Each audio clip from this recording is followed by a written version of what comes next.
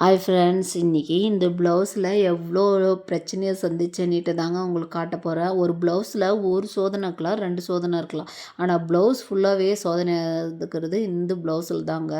ஒரு பிகினர்ஸுக்கு நான் கண்டிப்பாக சொல்லிக்கிறேன். ஒரு ப்ளவுஸை ஸ்டிச் பண்ணி கொடுக்குறேன்னு சொல்கிறதுக்கு முன்னாடியே அந்த ப்ளவுஸை கஸ்டமர் முன்னாடியே ஓப்பன் பண்ணி அது எப்படி இருக்குதுன்னு சொல்லிவிட்டு செக் பண்ணிவிட்டு அப்புறங்களும் ஸ்டிச் பண்ணி கொடுக்குறேன்னு சொல்லுங்கள். ஏன்னா இப்போ நீங்கள் வீடியோவில் பார்க்குற இந்த ப்ளவுஸ், அதாவது இந்த சேரீயோட ரேட்டு 2500 சில்லறன்னுட்டு கஸ்டமர் சொன்னாங்க. ஏன்னா புடவை ஃபுல்லாகவே நல்லா ஸ்டோன் ஒர்க் நல்லா தான் இருக்குது. ஆனால் இந்த இது பேக் டிசைன் பார்த்திங்களான்னா அந்த ஸ்டோன் எல்லாமே விழுக ஆரம்பிச்சிருச்சுங்க. எடுத்து பார்க்கும்போதே அது கால் பண்ணி கஸ்டமருக்கு சொன்னால், அக்கா அந்த ப்ளவுஸ் டிசைனுக்காக தான்க்கா நான் அந்த அவ்வளோ ரேட் கொடுத்து அந்த சேரீயே எடுத்தேன், என்னாச்சும் பண்ணி அந்த ப்ளவுஸை வந்து எனக்கு ஸ்டிச் பண்ணி கொடுங்க அப்படின்னு சொல்லிட்டு சொல்கிறாங்க. என்ன பண்ண முடியும், ஸ்டோன் விழுறதில்ல.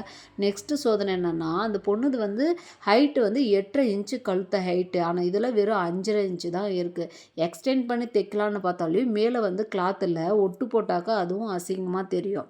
அகலம் பார்த்திங்களன்னா அதுவும் அதே மாதிரி தாங்க. 7.5 இன்ச்சு கிட்ட இதிலோட அகலம் கொடுத்துருக்காங்க. அந்த பொண்ணு வந்து லீனாக தான் இருக்கா. 2 இன்ச்சு 2.5 இன்ச்சே போதுமானது தான் அந்த ப்ளவுஸுக்கு. அதை கூட விடுங்க, அட்ஜஸ்ட் பண்ணி தைச்சிடலாங்கன்னு வச்சுக்கோங்க. நெக்ஸ்ட்டு பாருங்கள், ஒரு அளவு ப்ளவுஸ் கொடுத்துருக்குறாங்க.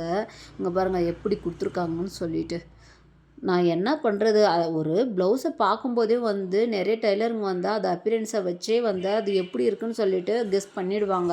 இந்த ப்ளவுஸை பார்க்கும்போது இது எப்படா ஸ்டிச் பண்ண போகிறோம், ஒரு அலவன்ஸு கூட வந்து ஒரு இதாகவே இல்லை. அப்புறம் அந்த பொண்ணுக்கே கால் பண்ணேன், என்னம்மா அளவு ப்ளவுஸு இப்படி கொடுத்துருக்குற அப்படின்னு சொல்லும்போது, அக்கா ப்ரெக்னெண்ட்டாக இருக்கிறதுனால ஸ்டிச்சஸ் எல்லாம் ஓப்பன் பண்ணி விட்டுருக்காங்கான்னாங்க.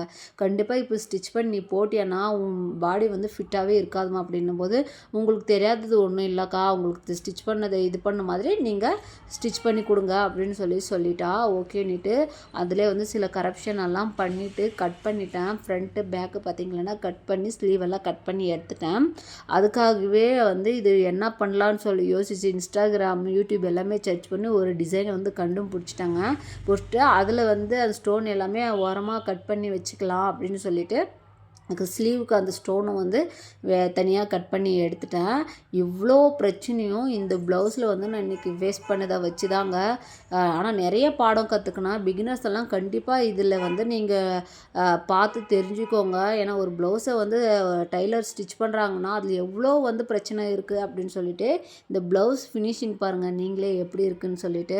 டிசைனும் ஓகே, அது போக அந்த அவங்க அளவு கொடுத்துக்கிற ப்ளவுஸும் நான் என்னோடய அதாவது அவங்களுக்கு ஏற்ற மாதிரி நான் பொதுவாக அளவை வச்சு இது ஸ்டிச் பண்ணியிருக்கேன். அந்த பொண்ணு போட்டு பார்த்துட்டு அவளுக்கு பாடியில் வந்து கரெக்டாக இருந்துச்சு. ஆனால் கைக்கிட்ட மாத்திரம் கொஞ்சம் லூஸாக இருந்துச்சு. அந்த பொண்ணுக்கு உண்மையிலே ப்ளவுஸ் ரொம்ப பிடிச்சிருந்துச்சி. நீங்கள் எப்படி இருக்குன்னு சொல்லுங்கள்.